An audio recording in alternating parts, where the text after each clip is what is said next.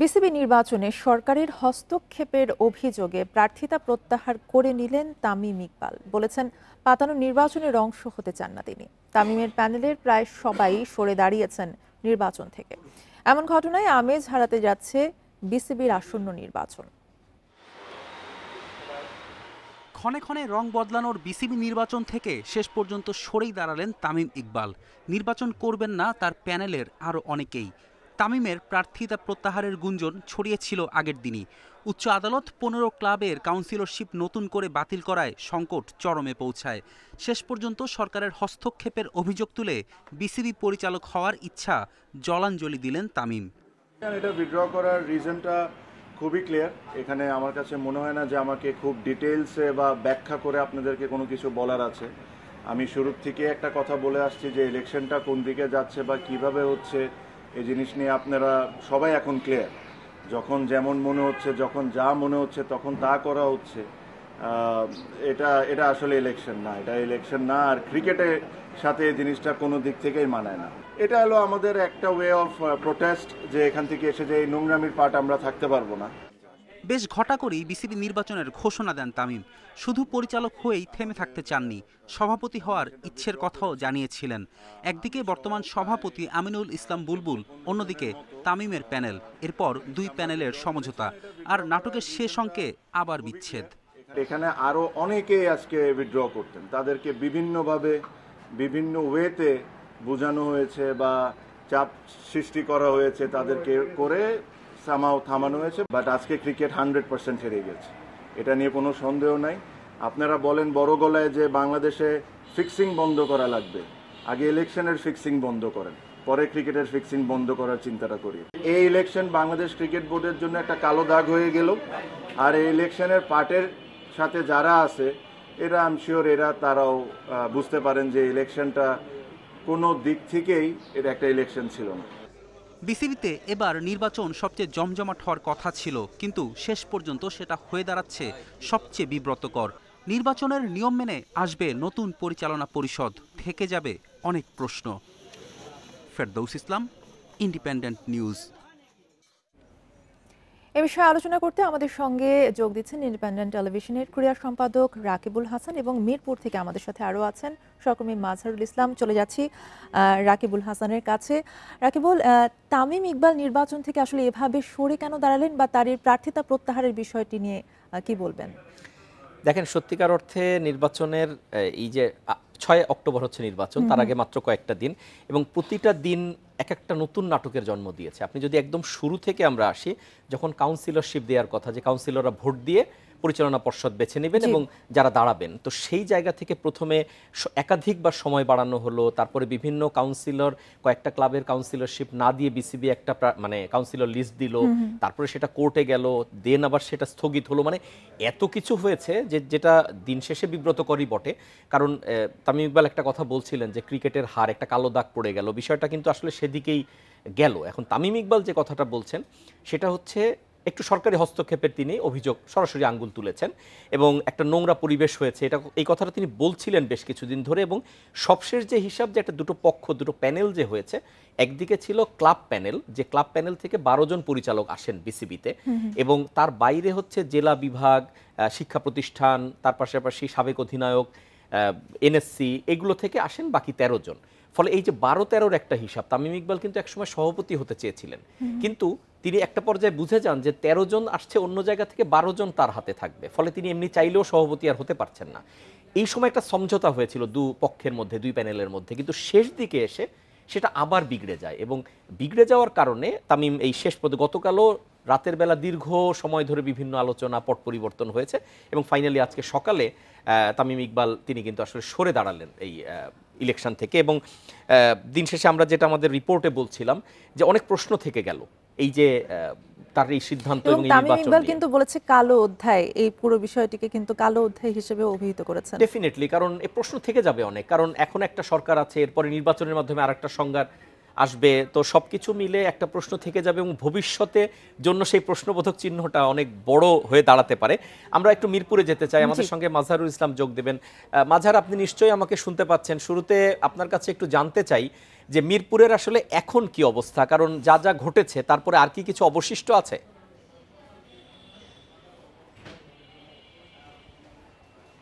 হ্যাঁ, দেখুন, যেটা কথাই বলে যে একটা ঝড়ের পর সবকিছু ঠান্ডা হয়ে যায়, তেমনটা হয়ে গেছে। এখন মিরপুরে কেউ নেই, পুরো ফাঁকা, শুধু আমরা সাংবাদিকরা আছি। কয়েকজন ওয়েট করছি যে নির্বাচন কমিশন থেকে তো কথা বলা হবে, আপডেট দেওয়া হবে। কয়েকজন মনোনয়ন প্রত্যাহার করেছেন, আরও আপডেটটা কি, নির্বাচন কি হতে যাচ্ছে, কয়েকজন বাকি রয়েছে, সেই সবটা প্রেস কনফারেন্স করবে। তার আগে একেবারে শান্ত এখন। কিছুক্ষণ আগে ঝড় বয়ে গেছে, সকাল থেকে একজন করে আসছিলেন, কথা বলছিলেন এবং কেন প্রত্যাহার করলেন, একের পর এক অভিযোগ ছিল। কারণ যারা প্রত্যাহার করেছেন সবাই অভিযোগ করেছেন বা অভিযোগ করেই কিন্তু তারা প্রত্যাহারটা করেছেন। এমনটাই হয়েছে, এখন শান্ত। এখন সবাই অপেক্ষা করছি যে আপডেটটা জানার জন্য, যে নেক্সট কি পদক্ষেপ নেবেন এবং নেক্সট কি হতে পারে। আচ্ছা মাঝার, যেটা হচ্ছে তার মানে 6 অক্টোবরের যে নির্বাচন, সেটার তো এখন আর সেভাবে কোনো আমেজ থাকছে না, কারণ এটা তো একপেশে নির্বাচনই হতে যাচ্ছে নাকি?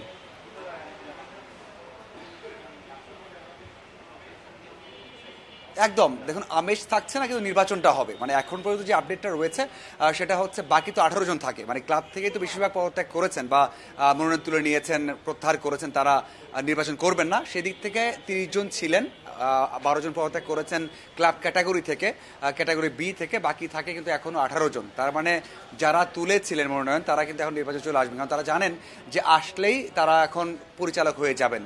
মানে এর থেকে বড় সুযোগ তাদের জন্য নেই, কারণ অনেকেই প্রত্যাহার করতেন। যখন গত রাত থেকে জানতে পেরেছেন যে হেভিওয়েট কয়েকজন পদত্যাগ করবে, মানে প্রত্যাহার করবেন মনোনয়নপত্র, তখন কিন্তু তারা আরও নিশ্চিত হয়ে গেছে যে প্রত্যাহার করেন তাহলে তারা থেকে যাবেন। এবং তেমনটাই হচ্ছে। কিছু নাম আছে, সেই নাম হয়তো অনেকেই শোনেননি, জানেন না বা কখনো ওই আলোচনায় আসেনি, তারা এখনও টিকে আছেন বা তাদের এখন মনোনয়নপত্রটা জমা দেওয়া আছে। সেই দিক থেকে তারা এখন নির্বাচনে আসলেই কিন্তু নির্বাচিত হয়ে যাবেন। তো সেটাই বলা হচ্ছে। আমরা জিজ্ঞাসা করেছিলাম রফিকুল বাবুকে এবং বেশ কয়েকজনকে যে যদি আপনারা থাকছেন না, নির্বাচনটা কিভাবে দেখছেন, নির্বাচনটা হবে কিনা। মানে সবচেয়ে বড় প্রশ্ন এখন এটা, মানে আমরা যখন দাঁড়িয়ে আছি এই যে একটা বিরতিতে, যে নির্বাচন কমিশন কথা বলবে, তার আগে প্রশ্ন এখন হচ্ছে নির্বাচনটা হবে কিনা, যেটা আপনিও প্রশ্ন করলেন যে এখন নির্বাচনটা যে আমেজটা হারালো। অবশ্যই আমেজ হারালো, কারণ যে বড় একটা পক্ষ ছিল ক্লাবের, প্রায় 40টার মতো ক্লাব ছিল, তারা যদি নির্বাচনে না আসে, সেই ভোটগুলো না হয়, তাহলে নির্বাচনটা সেরকম আমেজ থাকছে না। কিন্তু যারা আছেন নিয়ম অনুযায়ী তারা তো নির্বাচন করবেন, বাকি যে ভোটগুলো আছে তারা তো ভোটটা দেবেন। তো সেই দিক থেকে তারা একেবারেই ওই আমেজহীন বা প্রতিদ্বন্দ্বিতাহীন একটা নির্বাচন হবে এবং নিয়ম অনুযায়ী তারা পরিচালক হবেন। আপনাকে আরেকটা প্রশ্ন করতে চাই মাঝার, আপনি যদি আমাকে জানান যে তামিম ইকবাল যে কথাগুলো বললেন, আমরা সেটা মোটামুটি শুনেছি, তারপর তার কথা ধরে কি আমরা বলতে পারি যে তিনি সরাসরি সরকারি হস্তক্ষেপের অভিযোগটাই এনেছেন? বিষয়টা কি এরকম?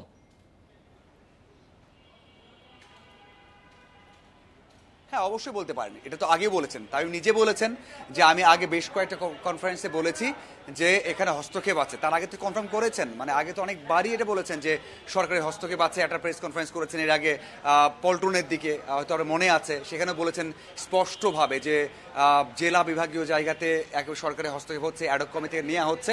সেই হস্তক্ষেপটা এখনও বলেছেন। আমরা বেশ কয়েকজন নেতার সাথে, মানে নেতা মানে পলিটিক্যাল ইনভলভ যারা বিসিবিতে আসতে চেয়েছিলেন, তাদের সাথে কথা বলেছি, যারা আজকে প্রেস কনফারেন্স করেছেন, তারাও বলেছেন যে সরকারি একটা গোষ্ঠী, বলেননি যে সরকারি কে কে আছেন বা কারা একেবারে সরাসরি হস্তক্ষেপ করছেন, যে একটা গোষ্ঠী, এবং উল্লেখ করেছেন যে মামলা হামলা অথবা আদালতে নিয়ে যাওয়া হচ্ছে অথবা প্রেশার ক্রিয়েট করা হচ্ছে, সব কিছুই করা হচ্ছে। এই সব ব্যাখ্যা দিয়েই বলেছেন যে এখানে হস্তক্ষেপ হচ্ছে এবং সরকারি একটা গোষ্ঠী সেই হস্তক্ষেপটা করছেন। তো এরপরে তো আর সরকার নিয়ে তেমন কিছু কথা বলার থাকে না, কারণ একটা গোষ্ঠীর কথা বলেই দিয়েছেন।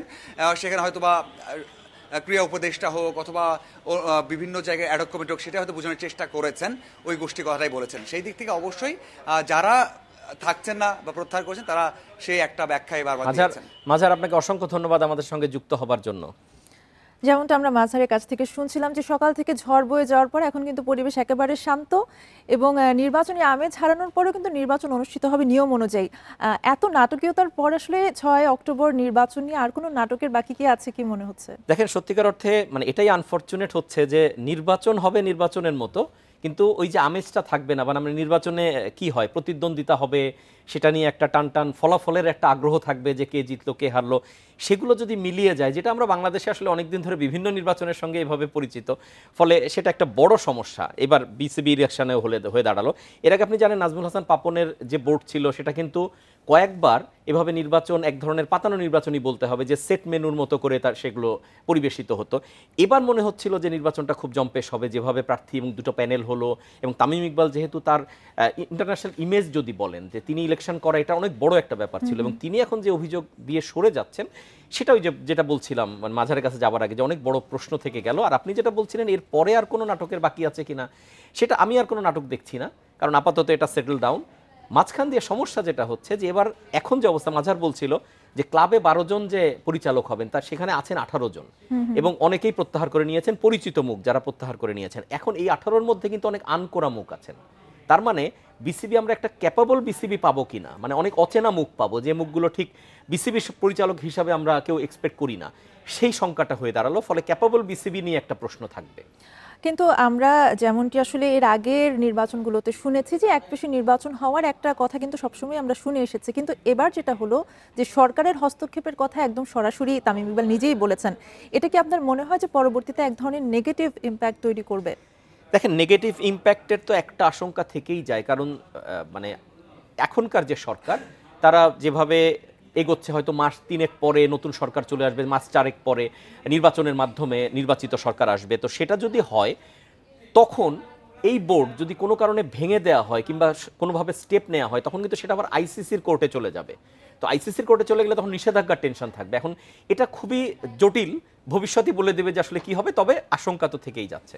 জি, একদমই তাই। আপনাকে অসংখ্য ধন্যবাদ আমাদের সাথে যুক্ত হওয়ার জন্য। যারা শেখ হাসিনার পতন মেনে নিতে পারেনি তারাই পাহাড়ে অশান্তি তৈরি করে দেশকে অস্থিতিশীল করার চেষ্টা করছে বলে মন্তব্য করেছেন বিএনপির সিনিয়র যুগ্ম মহাসচিব রুহুল কবির রিজভী।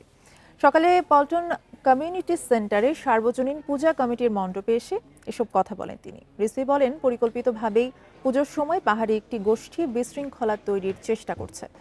যে কোনো সাম্প্রদায়িক বিশৃঙ্খলা রুখে দিতে সবাইকে ঐক্যবদ্ধ থাকার আহ্বান জানান তিনি। পার্শ্ববর্তী দেশ থেকে বিভিন্ন আঘাত হানার চেষ্টা করা হচ্ছে উল্লেখ করে তিনি বলেন, নতুন উপনিবেশ তৈরির চক্রান্ত মোকাবেলায় হিন্দু মুসলিম সবাইকে একসঙ্গে কাজ করতে হবে। বাংলাদেশকে অস্থিতিশীল করার একটা জাতীয় আন্তর্জাতিক চক্রান্ত, যারা শেখ হাসিনার পতনকে মেনে নিতে পারেনি তারাই এই চক্রান্ত করে যাচ্ছে যে এই দুর্গাপূজার সময় এমন কিছু ঘটনা ঘটাতে হবে যাতে বাংলাদেশের ভাবমূর্তি নষ্ট হয় বিদেশে। আওয়ামী লীগ নিষিদ্ধের বিষয়ে আইন আদালত বা সরকারি সিদ্ধান্ত নয়, বরং জনগণ সিদ্ধান্ত নেবে বলে জানিয়েছেন বিএনপির স্থায়ী কমিটির সদস্য ডাক্তার এজএম জাহিদ হোসেন। দুপুরে জাতীয় প্রেস ক্লাবে এক অনুষ্ঠানে কথা জানান তিনি। বলেন, গুম খুন এবং জুলাই অভ্যুত্থানে গণহত্যার সাথে জড়িতদের বিচার নিশ্চিত করতে হবে। বিএনপি আওয়ামী লীগের বিচার নিশ্চিতে সোচ্চার। ৭১ নিয়ে এত কথা বললেও ২৪ নিয়ে কোনো অনুশোচনা নেই দলটির। আওয়ামী লীগকে নিঃশর্তভাবে জনগণের কাছে ক্ষমা চাইতে হবে বলেন ডাক্তার জাহিদ হোসেন। তবে জনগণ ক্ষমা করবে কিনা সেই সিদ্ধান্ত তাদের। সব প্রজন্মের মধ্যে সমন্বয় ঘটাতে না পারলে টিকে থাকা সম্ভব হবে না বলেও জানান তিনি। ৪৭ আর ৭১ থেকে শিক্ষা না নিলে ২৪কেও ধরে রাখা সম্ভব হবে না বললেন বিএনপির স্থায়ী কমিটির এই সদস্য। ২৪কে যারা নতুন ভাবে প্রজেক্ট করার চিন্তা ভাবনা করেন, আপনি যদি ৪৭ আর ৭১ থেকে শিক্ষা না নেন, ৯০কে মনে না রাখেন, ৭৫কেও মনে না রাখেন, তাহলে ২৪কেও আপনি সত্যিকার অর্থে যেরকম ভাবে উদ্ভাসিত করতে চাচ্ছেন উদ্ভাসিত করতে পারবেন না।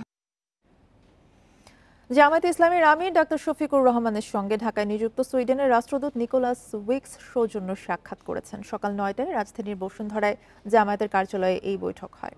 বৈঠকে সুইডেনের রাষ্ট্রদূত নিকোলাস উইকস ডাক্তার শফিকুর রহমানের স্বাস্থ্যের খোঁজ খবর নেন এবং তার দ্রুত সুস্থতা কামনা করেন।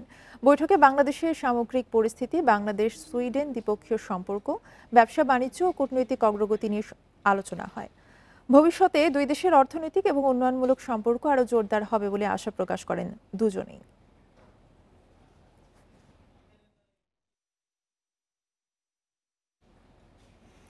ইন্টারনেট বন্ধ করে আন্দোলনকারীদের দমন করতে গিয়ে শেখ হাসিনা সহ তার সরকারের গুরুত্বপূর্ণ ব্যক্তিরা নিজেরা ফেঁসে গেছেন বলে জানিয়েছে প্রসিকিউশন। শেখ হাসিনার মামলার তদন্ত কর্মকর্তার সাক্ষ্য দিয়ে জানান, ইন্টারনেট বন্ধ থাকায় তখন আওয়ামী লীগ সরকারের গুরুত্বপূর্ণ ব্যক্তিরা বাধ্য হয়ে যোগাযোগে মোবাইল নেটওয়ার্ক ব্যবহার করেন। এর ফলে তাদের কল রেকর্ড করা সহজ হয়, যা এখন তাদের মানবতা বিরোধী অপরাধের বড় প্রমাণ। আর তার রেকর্ডও করেছিল এনটিএমসি। গত বছরের 17 জুলাই থেকে 10 দিন মোবাইল ইন্টারনেট এবং 18 জুলাই থেকে 5 দিন ব্রডব্যান্ড বন্ধ রাখে আওয়ামী লীগ সরকার। আমরা ইন্টারনেট সারা দেশে বন্ধ করিনি, ইন্টারনেট বন্ধ হয়ে গেছে।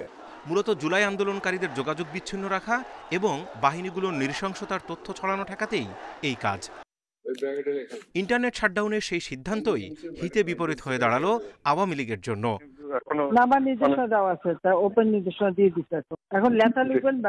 প্রসিকিউশন জানায় সে সময় ইন্টারনেট বন্ধ থাকায় শেখ হাসিনা সহ অনেকে মোবাইল ফোনে নির্দেশনা দিতে বাধ্য হন।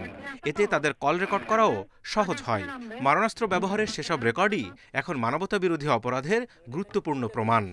আন্দোলন দমনের অপকৌশল হিসাবে শেখ হাসিনা এবং পলক সাহেব যে নেট বন্ধ করেছিলেন, তার ফলেই তারা এই মোবাইল ফোন ব্যবহার করতে পেরেছিলেন এবং যা রেকর্ড করেছিলেন, কল রেকর্ড করেছিলেন সেই ব্যক্তিটি। এসব কল রেকর্ডের বড় অংশই পাওয়া যায় জিয়াউল হাসানের নিয়ন্ত্রণে থাকা টেলিকমিউনিকেশন মনিটরিং সেন্টার এনটিএমসিতে। প্রসিকিউশন জানায় সরকার বিরোধীদের নজরদারিতে সবচেয়ে বেশি ব্যবহার করাও হয়েছিল এই সংস্থাটিকে। তার লালিত, তার দ্বারা তৈরি করা এবং তার আস্থাভাজন ব্যক্তি যার নাম আপনারা বললেন, তিনি শেখ হাসিনারও কল রেকর্ড করে রেখেছিলেন। এখন তিনি কি উদ্দেশ্যে রেখেছিলেন সেটা তিনি ভালো বলতে পারবেন। তবে বিচারের স্বার্থে আমরা এটা কাজে লাগাতে পারবো, আমাদের সৌভাগ্য। শেখ হাসিনার মানবতা বিরোধী অপরাধের তথ্য সংগ্রহ করতে গিয়ে মোট 69টি কল রেকর্ড জব্দ করেন তদন্ত কর্মকর্তা। Zahidul Bashar, Independent News, Dhaka. বঙ্গোপসাগরে সুস্পষ্ট লঘুচাপ ও মৌসুমী বায়ু সক্রিয় থাকায় আগামী ৩-৪ দিন সারা দেশে মাঝারি থেকে ভারী বৃষ্টি হতে পারে বলে জানিয়েছে আবহাওয়া অফিস। সেই সাথে পাহাড় ধসের আশঙ্কার কথাও জানিয়েছে সংস্থাটি। আবহাওয়া অফিস জানিয়েছে শুক্রবার পর্যন্ত সারা দেশে বৃষ্টি অব্যাহত থাকতে পারে। এ সময় কোথাও কোথাও ভারী বৃষ্টি হতে পারে। এতে চট্টগ্রামের পাহাড়ি এলাকায় ভূমিধসের শঙ্কা রয়েছে। অস্থায়ীভাবে ঢাকা ও চট্টগ্রামে জলাবদ্ধতা হতে পারে। লঘুচাপের প্রভাবে সাগর উত্তাল থাকায় 4 সমুদ্র বন্দরে 3 নম্বর সতর্ক সংকেত জারি রয়েছে। লঘুচাপ ও মৌসুমী বায়ুর প্রভাবে রাজধানীতে রাত 12টা থেকে ভোর 6টা পর্যন্ত 132 মিলিমিটার ও 24 ঘন্টায় 206 মিলিমিটার বৃষ্টি রেকর্ড করা হয়েছে। এদিকে রাতের ভারী বৃষ্টিতে ভোরে রাজধানীর অনেক সড়কে জলাবদ্ধতা দেখা যায়। এতে বিপাকে পড়তে হয় যাত্রী ও পথচারীদের। পানির কারণে কিছু স্থানে সিএনজি চালিত অটোরিকশা এবং গাড়ি বিকল হতেও দেখা গেছে।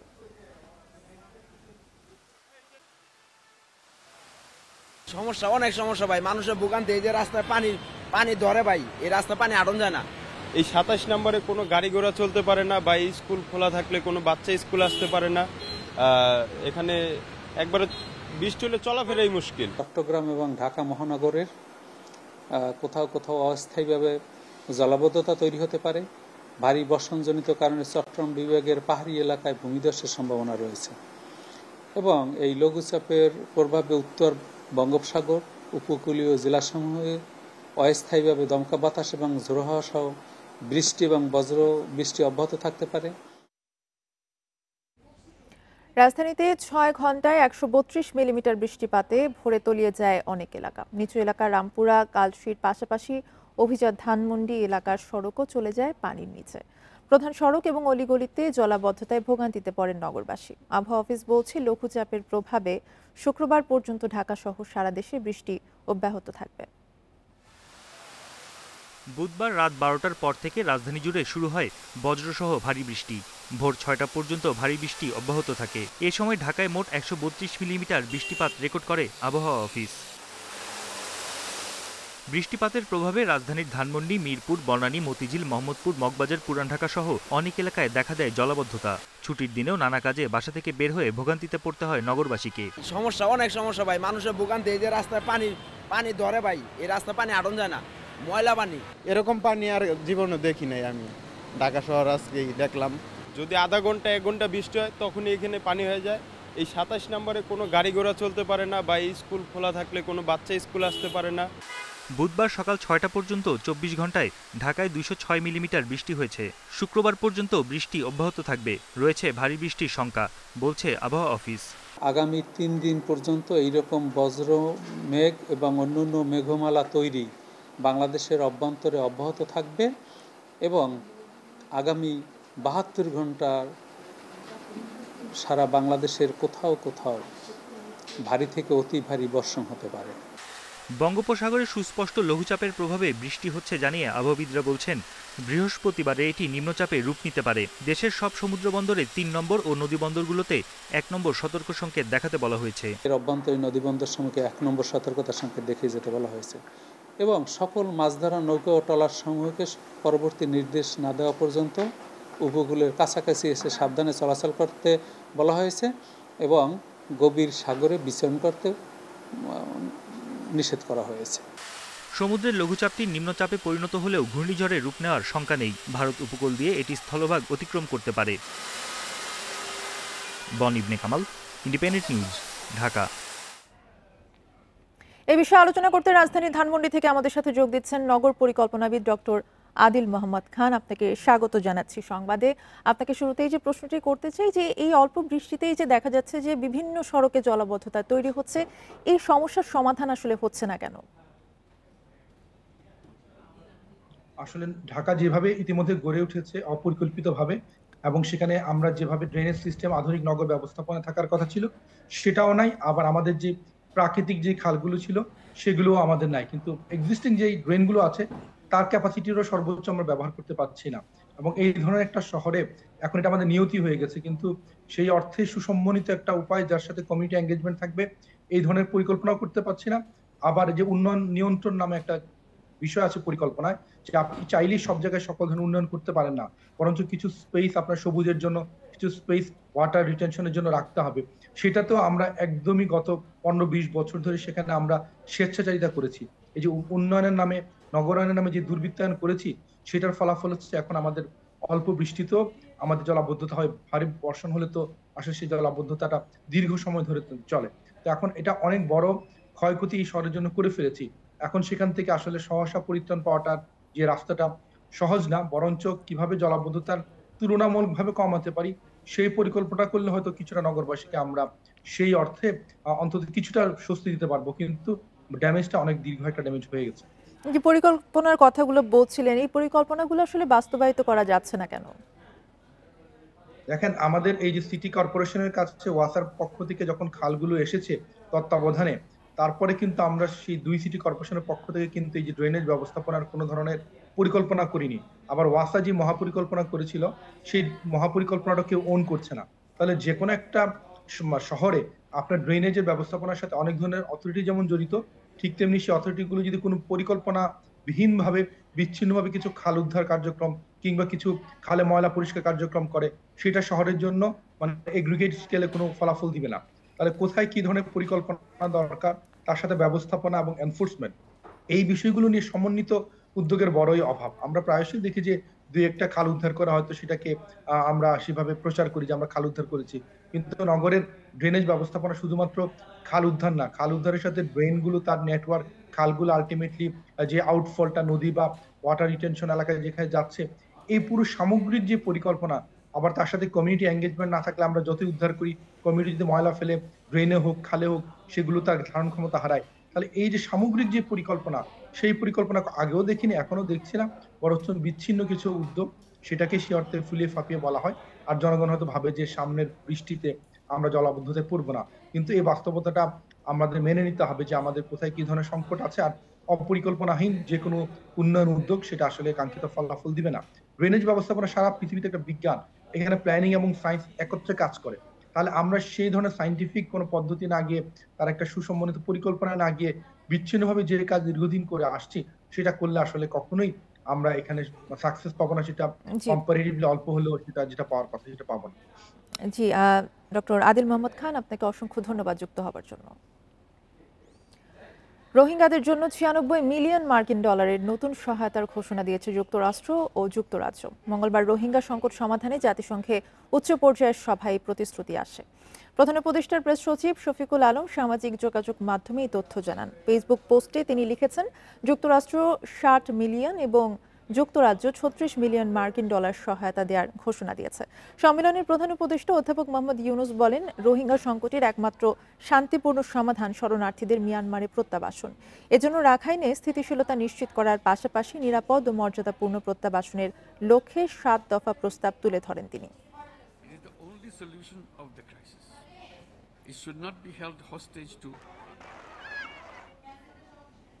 উৎসবমুখর পরিবেশে সারা দেশে উদযাপন হচ্ছে শারদীয় দুর্গোৎসবের মহানবমী। ঢাকেশ্বরী জাতীয় মন্দিরে নবমীতে ভক্তরা দেবী দুর্গার চরণে নিবেদন করেন পুষ্পাঞ্জলি, প্রার্থনা করেন বিশ্ব মানবতার কল্যাণের। এ সময়ে হিন্দু ধর্মাবলম্বীদের সাথে শুভেচ্ছা বিনিময় বিজিবি মহাপরিচালক বলেন, ধর্ম বর্ণ নির্বিশেষে দেশের সব মানুষ যেন নিরাপদে তাদের উৎসব পালন করতে পারেন, সেজন্য সচেষ্ট থাকবে বিজিবি।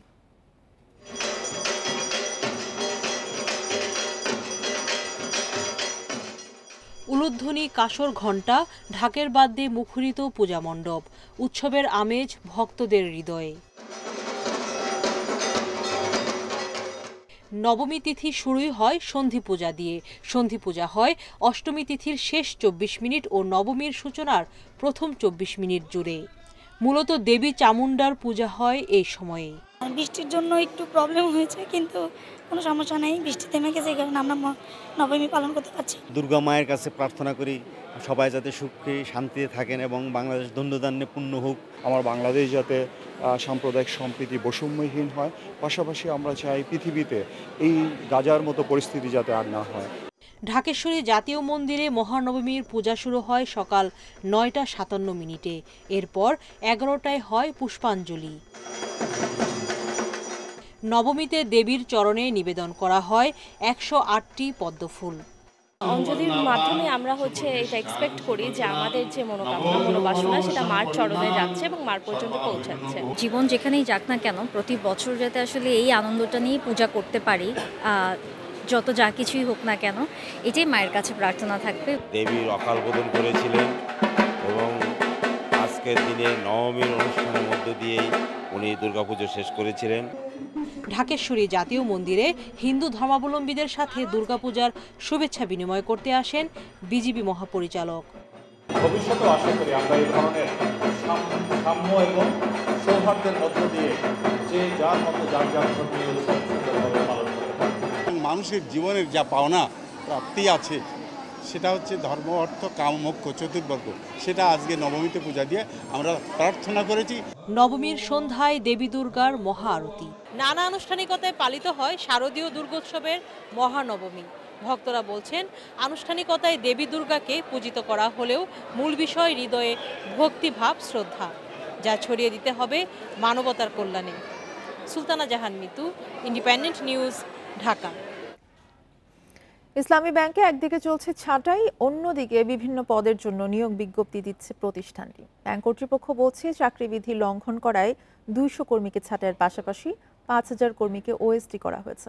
বিগত সরকারের সময় অনিয়ম করে অনেক লোক নিয়োগ দেয়া হলেও এখন যোগ্যরা টিকে থাকবে বলে জানান কর্মকর্তারা।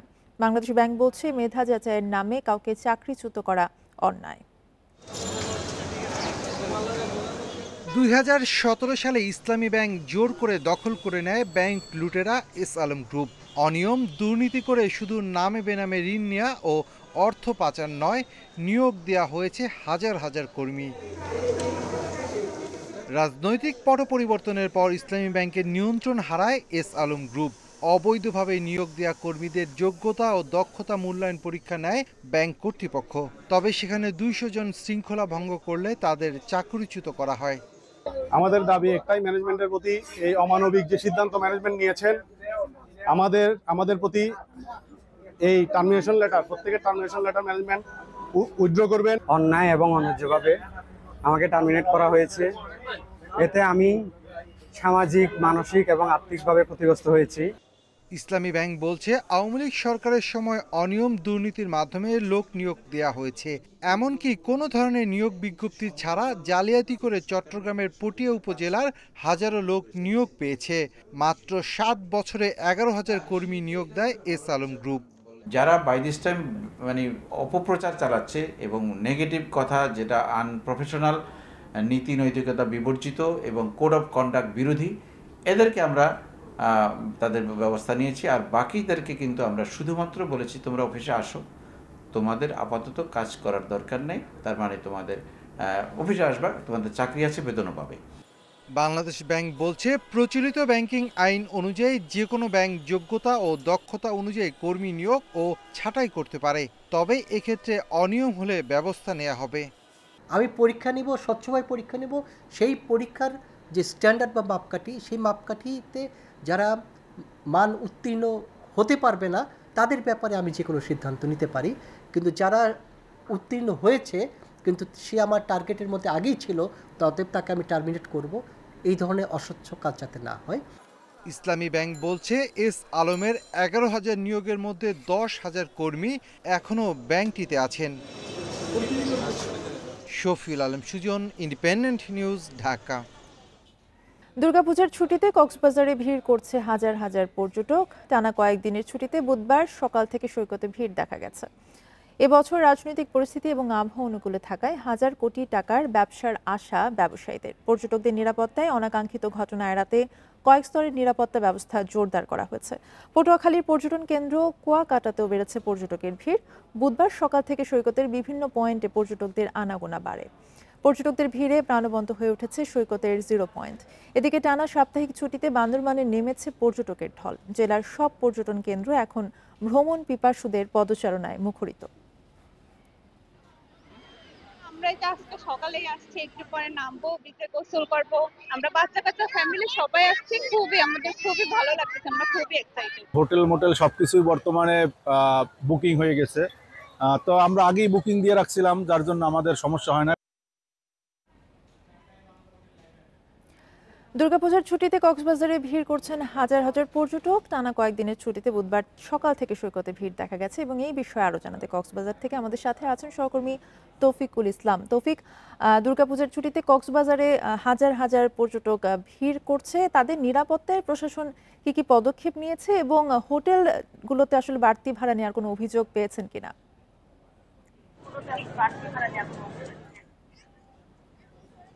হ্যাঁ, পূজার ছুটির সাথে যোগ হয়েছে সপ্তাহে কয়েকদিন ছুটি, এবং এই ছুটিটা কাজে লাগানোর জন্য আসলে মূলত দেশের বিভিন্ন প্রান্ত থেকে মানুষ ছুটে আসছে কক্সবাজারে। আমি সকাল থেকে আছি। সকাল থেকে আজকের আবহাওয়ার পরিস্থিতিটা যদি একটু বলতে হয় তাহলে সকাল থেকে বৃষ্টি হয়েছে, হঠাৎ ভারী বৃষ্টি, আবার গুড়ি গুড়ি বৃষ্টি, আবার বৃষ্টি নেই, এই পরিস্থিতির মধ্যে আছে। তারপরে কিন্তু পর্যটকের সংখ্যা কিন্তু কম না। আপনারা দেখতে পাচ্ছেন এখানে হাজার হাজার পর্যটক কক্সবাজার সমুদ্র সৈকতে ভিড় করছে, যে যার যার মতো আনন্দ উপভোগ করছে, সমুদ্র স্নান করছে। এবং আপনারা দেখতে পাচ্ছেন এখানে যখন বৃষ্টি আসে তখন মানুষ সমুদ্র থেকে কিছু মানুষ চলে যায়, আবার কিছু মানুষ আবার সমুদ্র স্নান করে।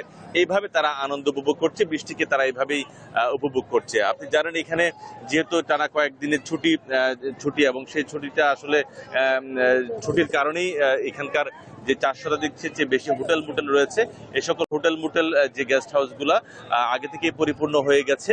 এবং আমি হোটেল ব্যবসায়ীর সাথে কথা বলেছি, তারা বলছেন যে এইবারে অর্থাৎ আগামী শনিবার পর্যন্ত এই চাপ থাকতে পারে।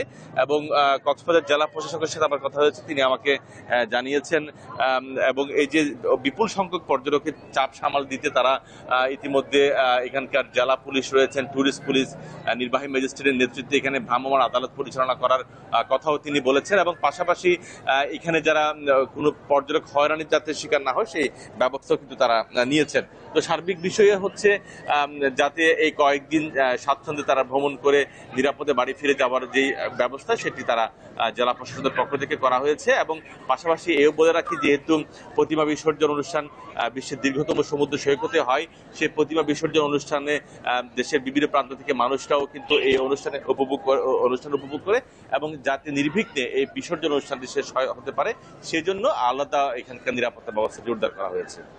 তৌফিকুল ইসলাম জানাচ্ছিলেন কক্সবাজার থেকে। 8 দফা দাবি পূরণে প্রশাসনের আশ্বাস এবং দুর্গাপূজার কারণে খাগড়াছড়িতে 5 অক্টোবর পর্যন্ত অবরোধ স্থগিত করেছে যুগ্ম ছাত্র জনতা। মঙ্গলবার রাতে এক সংবাদ বিজ্ঞপ্তিতে এই তথ্য জানানো হয়। 4 দিন পর অবরোধ স্থগিত হওয়ায় সকালে খাগড়াছড়ি থেকে ঢাকা, চট্টগ্রাম, রাঙামাটি সহ সব সড়কে যান চলাচল শুরু হয়েছে। তবে জেলা সদর ও গুইমারা 144 ধারা বহাল রয়েছে। তা সত্ত্বেও দোকানপাট খোলা থাকবে বলে জানিয়েছে প্রশাসন। গত মঙ্গলবার এক স্কুল ছাত্রীকে ধর্ষণের অভিযোগে উত্তাল হয়ে ওঠে খাগড়াছড়ি।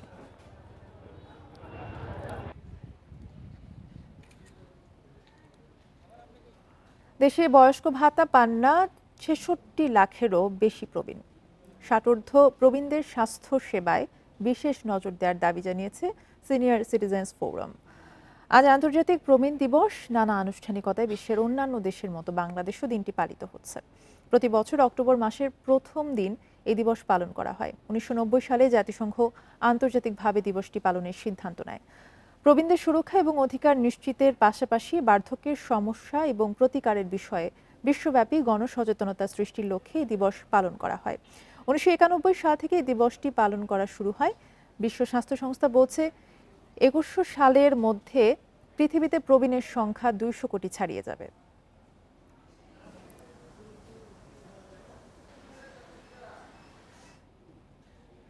রাঙামাটির লংদুতে কাপ্তাই হ্রদে আকস্মিক ঝড়ে নৌকা ডুবে এক শিশু সহ ২ জনের মৃত্যু হয়েছে। নিখোঁজ এক শিশুকে উদ্ধারে কাজ করছে ফায়ার সার্ভিসের ডুবুরি দল। মঙ্গলবার রাতে উপজেলার গুলশাখালী থেকে নৌকায় করে নদী পার হওয়ার সময় এই দুর্ঘটনা ঘটে। নিহতরা হলো শিরিনা বেগম এবং শিশু রানা। ফায়ার সার্ভিস জানিয়েছে ৫ জন একটি ছোট নৌকা নিয়ে গুলশাখালীতে আত্মীয়ের বাড়ি বেড়াতে গিয়েছিলেন। সেখান থেকে বাড়ি ফেরার পথে কাপ্তাই হ্রদে হঠাৎ ঝড়ের কবলে নৌকাটি ডুবে যায়। ঘটনার পরপরই এক শিশুর মরদেহ উদ্ধার করে স্থানীয়রা। সকালে উদ্ধার করা হয় সালমা বেগমের মরদেহ। খুলনার দৌলতপুরে ঘুমন্ত অবস্থায় এক যুবককে গুলি করে হত্যার অভিযোগ উঠেছে। মঙ্গলবার গভীর রাতে মহেশ্বর পাশা পশ্চিমপাড়া বাজারে তার নিজ বাড়িতেই ঘটনা ঘটে। নিহত তানভীর হোসেন শুভ একটি ইন্টারন্যাশনাল মার্কেটিং কোম্পানির জিএম হিসেবে কর্মরত ছিলেন। দৌলতপুর থানার ভারপ্রাপ্ত কর্মকর্তা রফিকুল ইসলাম জানান, রাত ৩:৩০টার দিকে বাসার জানালা দিয়ে দুর্বৃত্তরা তানভীরকে লক্ষ্য করে গুলি করে।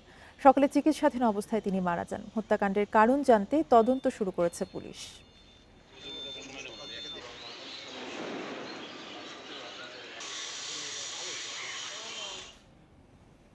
এ ছিল এখনকার সংবাদের সাথে থাকার ধন্যবাদ সবাইকে।